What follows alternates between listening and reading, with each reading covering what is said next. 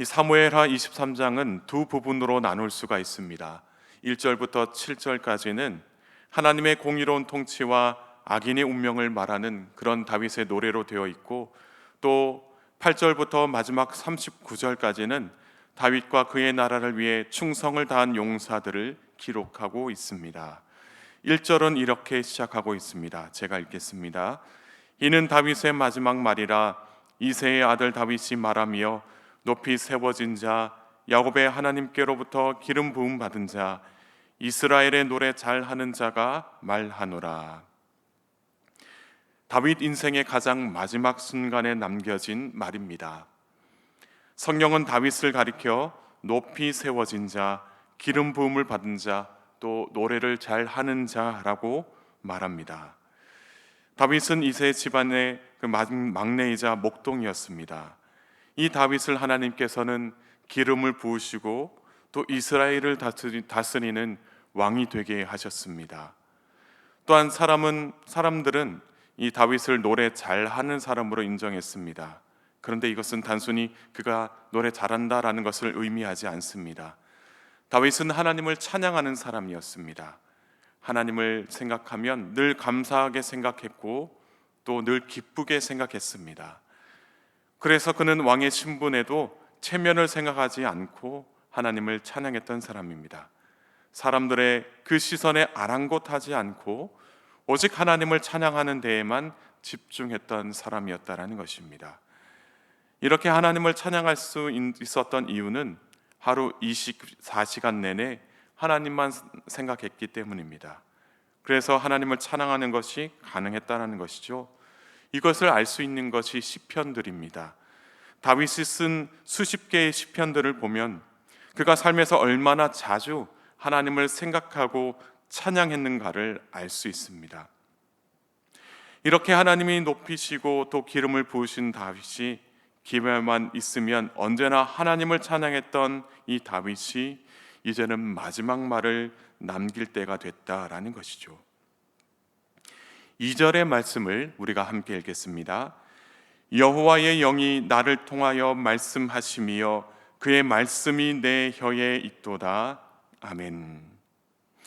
이 다윗은 성령의 강권하심 가운데 마지막 말을 남겼습니다. 마지막 말을 남길 때에 이 다윗은 말하는 주체가 아니라 말씀의 수단으로 사용되었다라는 것이죠. 이 비슷한 표현이 신약 성경 베드로후서 1장 21절에도 기록되어 있는데 제가 읽겠습니다. 예언은 언제든지 사람의 뜻으로 낸 것이 아니요 오직 성령의 감동하심을 받은 사람들이 하나님께 받아 말한 것이니라. 아멘. 이 말씀에 대한 이야기가 베드로후서 1장 21절에 기록되어 있습니다. 하나님께서 세상에 말씀을 남기실 때에 사람을 통해서 또 사람을 말씀을 남길 수단으로 사용했다라는 것입니다. 그러나 이 말씀은 이 사람들 스스로의 생각이나 판단에 의해 남겨진 것이 아니라 성령 하나님을 통해서 이 말씀을 남겼다라는 것이죠. 성령의 감동하심을 받은 이 사람을 통해서 하나님이 이 세상에 말씀을 남겼다라는 거죠. 이 다윗이 남긴 마지막 말도 다윗 스스로의 생각과 판단이 아니라 성령 하나님께 사로잡혀서 말했다라는 것입니다. 성령의 감동하심으로 말미암아 이 마지막 말을 남긴 것입니다. 이 3절 말씀을 보면요, 하나님을 가리켜서 이렇게 이야기합니다. 이스라엘의 반석이라고 표현을 합니다. 하나님께서는 이스라엘을 든든히 세우신다라는 것이죠. 이스라엘을 온전하게 하시고 또 이스라엘을 완전히 세우시는 분은 다른 사람이 아니라 오직 하나님 한 분이시다라는 이야기죠. 그런 하나님이 다윗을 가리켜서 같은 3절을 보면 사람을 공의로 다스리고 하나님을 경외하는 자라고 이야기를 합니다. 지금까지 다윗이 이스라엘을 통치할 때에 어떻게 다스렸는지를 알게 하는 거죠. 하나님의 공의로 이 이스라엘을 다스렸다는 겁니다. 그리고 다윗은 끝까지 하나님을 경외하던 사람이었다라는 것을 말하고 있습니다. 세상에서 일할 때에 하나님의 지혜와 방법으로 이 일들을 감당하게 되는데 그 원천은 어디서 오느냐? 그것은 바로 하나님을 경외하는 데서부터 나온다라는 것을 말하고 있습니다. 하나님 앞에서 겸손하게 말씀을 듣고 또 그 말씀을 따르려고 할 때 우리가 이 세상에서 주어진 일들을 하나님의 뜻에 합당하게 해나갈 수 있다는 것을 의미합니다. 다윗이 바로 그러한 사람이었다는 것입니다. 이렇게 하나님을 경외하는 왕이 공의로 나라를 다스릴 수 있다는 것입니다. 하나님께 경외하는 왕이야말로 이 나라를 하나님의 뜻에 합당하게 공의로 다스리게 된다는 것입니다. 하나님의 뜻에 합당하게 공의로 나라를 다스릴 때에 이 나라가 어떻게 되는지를 이 4절에서 이야기를 하고 있는데요. 4절의 말씀을 함께 읽겠습니다. 그는 돋는 해의 아침빛 같고 구름 없는 아침 같고 비 내린 후에 광선으로 땅에서 움이 돋는 새풀 같으니라 하시더라. 아멘. 나라를 공의로 다스릴 때에 어떻게 되냐면 어둠이 사라지고 이 나라 안이 빛으로 환하게 된다라고 이야기를 하고 있습니다. 그리고 구름 없는 아침처럼 불의한 자들의 횡포가 사라지게 된다라고 이야기를 하고 있고요. 또한 그 나라 안에는 움이 돋는 새풀과 같이 수많은 생명들이 일어나게 된다라는 것입니다. 공의로 이 나라를 다스릴 때에 이러한 일들이 일어난다는 것이죠. 이 다윗의 입술을 통해서 하나님께서 말씀하시는 것입니다. 결국 이 말씀은 장차 오실 메시아를 통해서 하나님 나라가 어떻게 되는지를 예언한 것입니다. 그리고 5절을 보면 이 다윗은 자신의 가문이 하나님 앞에서 이와 같을 것이다 라고 이야기를 합니다. 이 근거는 하나님과 맺은 영원한 언약입니다.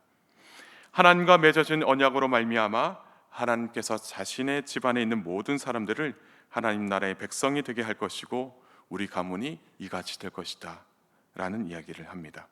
우리 가문의 어둠이 사라지게 되고 우리 가문의 불의한 자로 말미암아 횡포가 일어나는 것을 하나님께서 막아줄 것이고 우리 가문 안에 수많은 생명들이 일어나게 될 것이다 라는 것이죠. 또한 6절의 말씀을 보면 이 사악한 자들은 버려지는 이 가시나무 같을 것이다 라고 이야기를 하고 있습니다. 이때의 사악한 자는 히브리어로 벨리알입니다. 하나님을 무시하고 하나님의 언약을 소홀히 여기면서 하나님의 백성들을 괴롭히는 자들을 가리켜서 이 사악한 자들이라고 이야기를 하는데 그들의 결국은 어떻게 되느냐? 하나님께로부터 버림을 받게 될 것이다 라고 이야기를 합니다. 그리고 7절의 말씀을 보면 이 사악한 자들을 제거하려면 철과 창자루가 필요하다고 말하는데 이것은 단순한 일을 위한 장비가 아니라 사람을 해하기 위해서 사용되는 그런 장비입니다. 다시 말해서 최종 심판을 의미하는 것이죠. 사악한 자들이 결국에는 최종 심판을 받게 될 것이다 라고 말합니다. 철과 창자루로 당장에 잘려져서 불살라지게 될 것이다 라고 이야기를 합니다. 다윗은 이렇게 공의로 다스려질 나라가 오게 될 것이고 앞으로 사악한 자들이 어떻게 될지에 대해서 말을 하고 있습니다. 이것이 다윗이 남긴 마지막 말이었다라고 성경에서는 이야기하고 있습니다. 또 8절부터는 이 다윗을 도운 용사들, 또 다윗에게 있어서 정말 충성스럽게 행한 부하들에 대해서 나열하고 있는데요. 특별히 8절에서 또 17절까지는 다윗과 함께 했던 그 세 용사들과 또 30명의 용사들 중에 또 3명에 대해서 이야기를 하고 있습니다. 먼저 8절에서는요, 요셉 바세벳이라고 이야기를 하고 또 아디노라고 불리는 군 지휘관 중에 두목에 대해서 이야기를 하고 있습니다. 그에 대해서는 짧게 말하고 있는데 그는 단번에 800명을 쳐 죽였다라고 이야기를 하고 있습니다. 또 다른 지휘관의 이름을 이야기하고 있는데요, 이 9절과 10절의 말씀을 보면 도대의 아들 엘르아살에 대해서 이야기를 하고 있습니다. 그는 다른 군 지휘관들과 함께 이 블레셋 사람들과 싸워서 크게 활약했던 그런 사람인데 비록 이스라엘 백성들이 블레셋을 보고는 겁을 먹어 도망을 갔을지라도 이 세 사람은 오히려 그 세 사람은 끝까지 남아서 싸웠다라고 이야기를 하고 있습니다.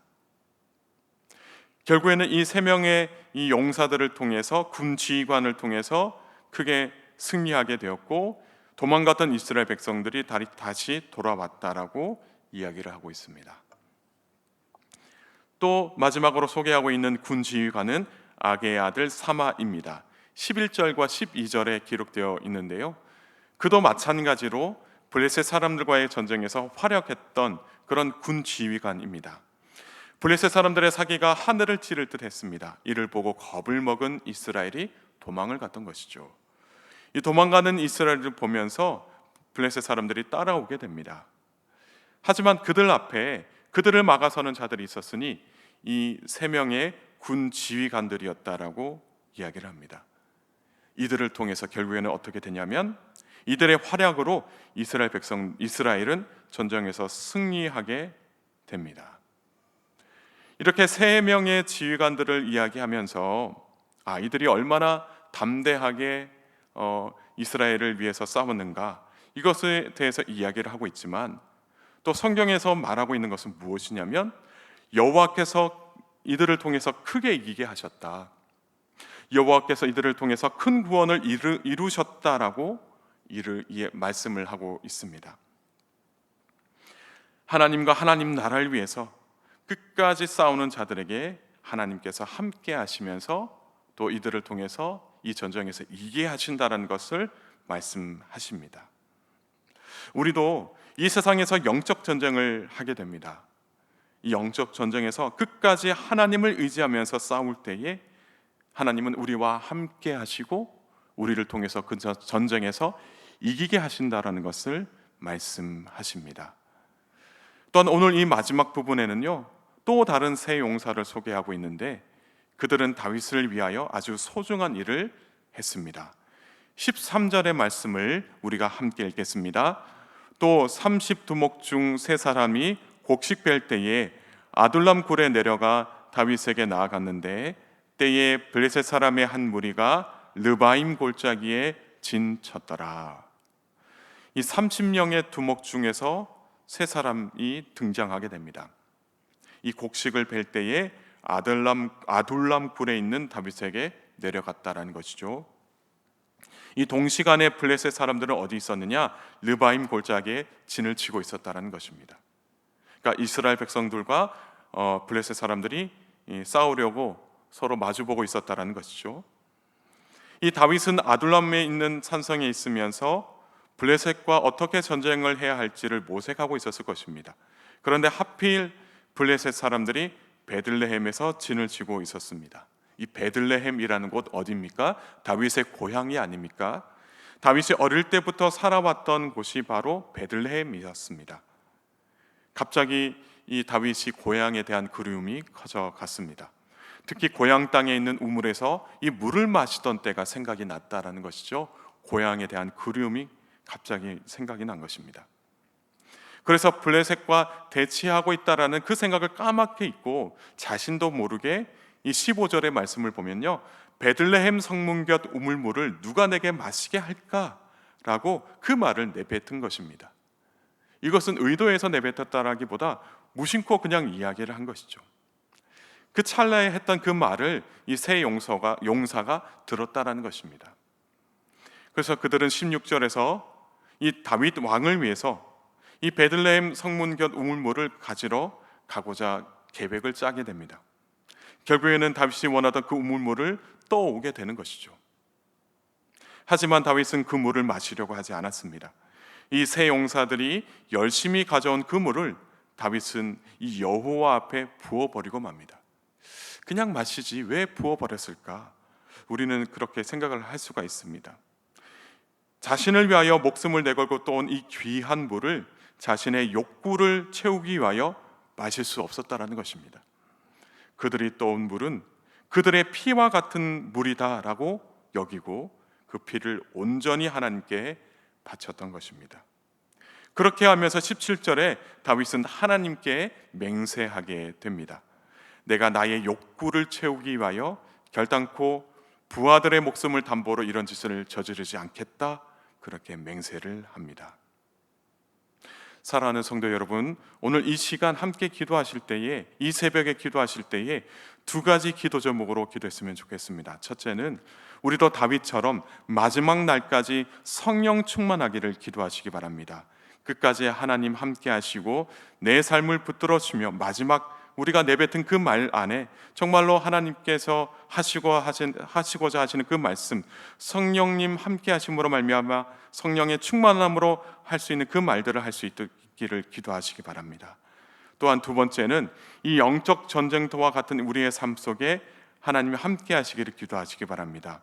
하나님의 도심으로 영적으로 승리하며 살기를 기도하시고, 또 그 어떤 경우에서도 하나님께서 주신 그 담대함으로 우리가 악한 적들로 말미암아 우리의 마음이 무너지는 것이 아니라 주님 주시는 그 마음으로 승리의 기쁨을 누릴 수 있도록, 또 오늘 하루도 그러한 승리의 기쁨을 누릴 수 있는 복된 하루가 될 수 있도록 기도하시기 바랍니다. 이 시간 함께 기도하시겠습니다. 한없는 사랑으로 함께 하시는 하나님 아버지, 오늘 이 시간 하나님의 크신 은혜와 사랑에 힘입어 주님 앞으로 나왔습니다. 우리가 새벽 제단을 쌓는 것은 다 하나님의 은혜인 줄로 믿습니다. 하나님의 은혜를 늘 기억하는 삶이 되게 하시고, 이 새벽에 주님이 우리를 부르신 이유는 세상 속에서도 영적으로 침체되지 말고 말씀과 기도로 승리하기를 바라시면서 우리를 주님 앞으로 부르신 줄로 믿습니다. 주님, 저희들도 다윗처럼 끝까지 성령 충만하기를 원합니다. 다윗이 마지막으로 남긴 말이 성령의 강권하심으로 이루어진 것을 말씀을 통해 알게 되었습니다. 악한 영에게 사로잡혀 말하고 행동하는 것이 아니라 오직 성령에게 사로잡혀 말하는 우리 귀한 성도님들 될 수 있도록 은혜 베풀어 주옵소서. 사랑하는 교우들의 삶 속에 주님 함께하여 주셔서 우리 사랑하는 교우들 늘 언제나 하나님을 찬양하고 하나님의 말씀을 선포하는 믿음의 사람들 될 수 있도록 은혜 베풀어 주옵소서. 그래서 마지막 호흡이 끝날 때까지 우리가 영적 전쟁을 하며 살아가게 될 텐데, 주님께서 저희들과 함께 동행하심으로 말미암아 사랑하는 교우들 쉽게 지치고 넘어지지 않도록 주님 함께 동행하여 주옵소서. 때로는 세상 안에서 살아가면서 혼자 힘으로는 아버지 감당하기 힘든 것들이 있습니다. 그 모든 것들 앞에서 우리가 낙심하는 것이 아니라 오직 승리의 주이신 오직 하나님만 붙들고 살아가는 귀한 성도님들 될 수 있도록 은혜 베풀어 주옵소서. 그래서 날마다 승리의 기쁨을 누리며 살아가게 하시고, 그 가운데 늘 하나님께서 주시는 그 믿음으로, 견고한 믿음으로 살아가는 복된 그리스도인들 되게 하옵소서.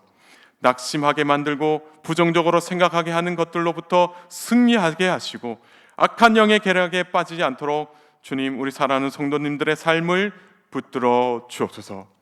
오늘 하루도 삶의 자리 가운데 주님께서 함께 하실 것을 믿사오며 사랑이 많으신 예수님의 귀하신 이름으로 기도드리옵나이다. 아멘.